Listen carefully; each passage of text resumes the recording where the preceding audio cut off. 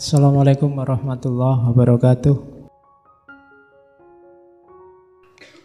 I love those who can smile in trouble, who can gather strength from distress and grow brave by reflection.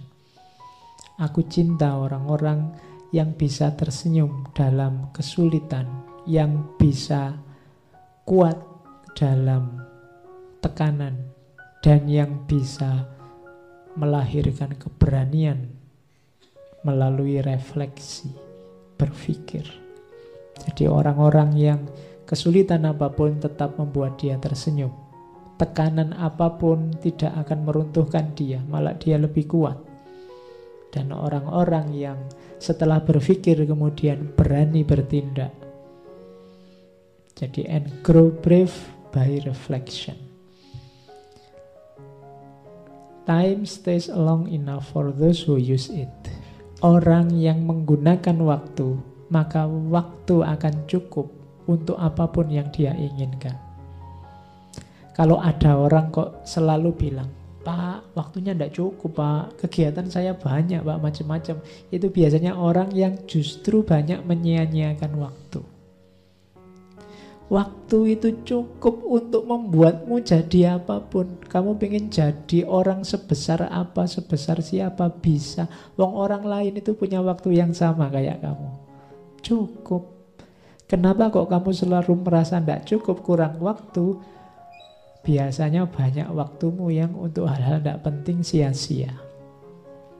Jadi, time stays long enough for those who use it. Jangan beralasan tidak ada waktu. Waktu selalu ada.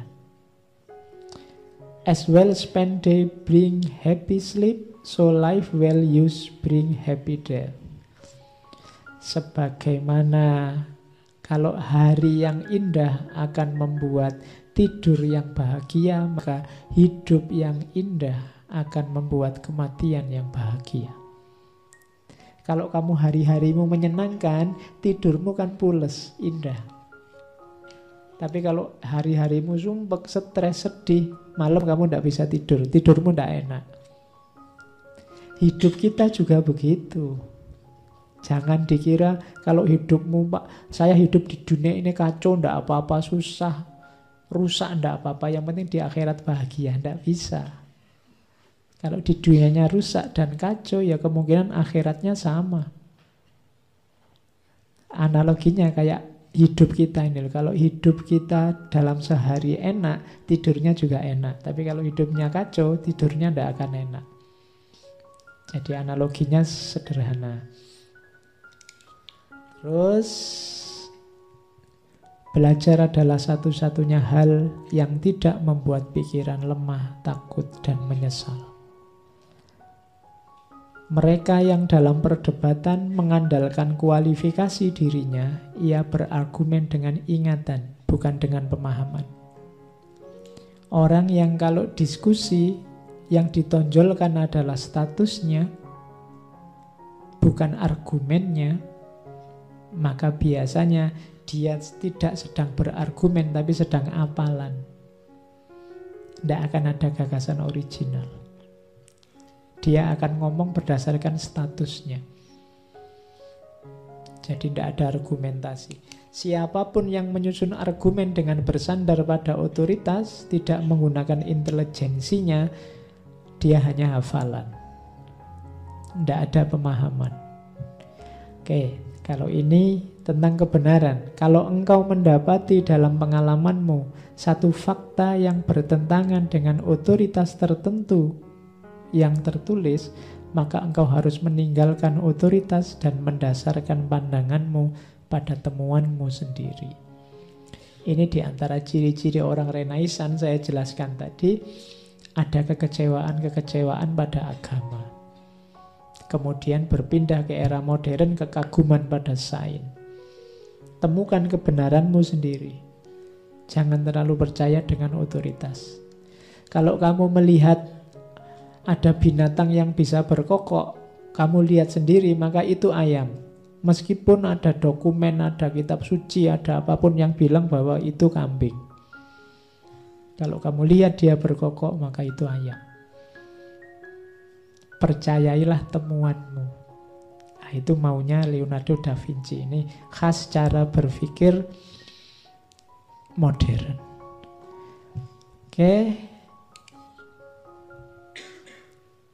Kalau hidup bersama orang lain, hati-hati dengan kebohongan. Kebohongan tidak menyelesaikan masalah, tapi akan membuat situasi lebih buruk. Maka para pembohong, siapapun itu,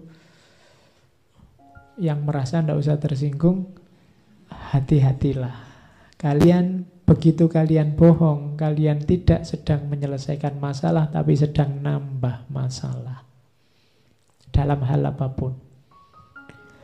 Yang kedua, dinasehati oleh Leonardo, tidak ada yang harus ditakuti lebih besar daripada ketenaran yang kosong. Hampir semua ketenaran itu kosong. Jangan terlalu heboh kalau kamu diidolakan orang, disukai orang, kamu populer di mana-mana, namamu disebut orang, karena pasti itu kosong. Penjelasannya sudah banyak di mana-mana. Bagaimana pujian sebenarnya termasuk juga cacian, itu hal yang kosong. Oke. Waktunya sempit kalau saya jelaskan panjang. Kritiklah temanmu secara rahasia dan pujilah ia di muka umum. Kalau ini Imam Syafi'i juga ngomong kayak gini. Jangan dibalik. Ya, banyak orang muji diam-diam. Kalau lagi muji diam-diam. Saya akui sih dia hebat, tapi ya sudahlah terus.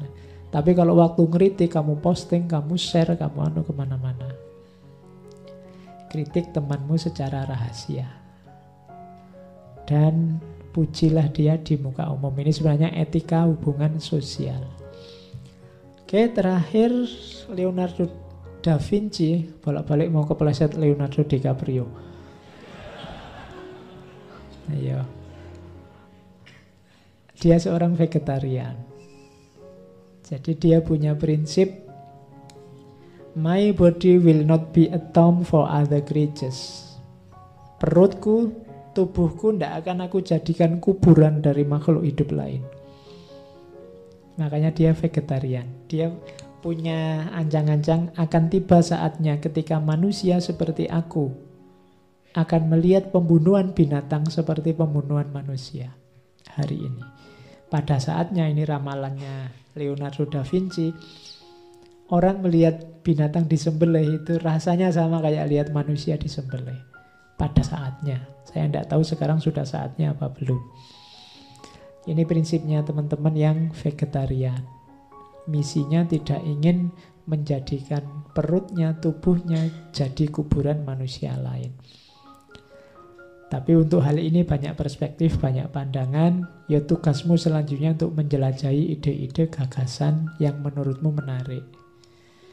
Untuk tidak berhenti di sini saja, karena kalian kan murid yang baik, yang harus melampaui apa yang disampaikan.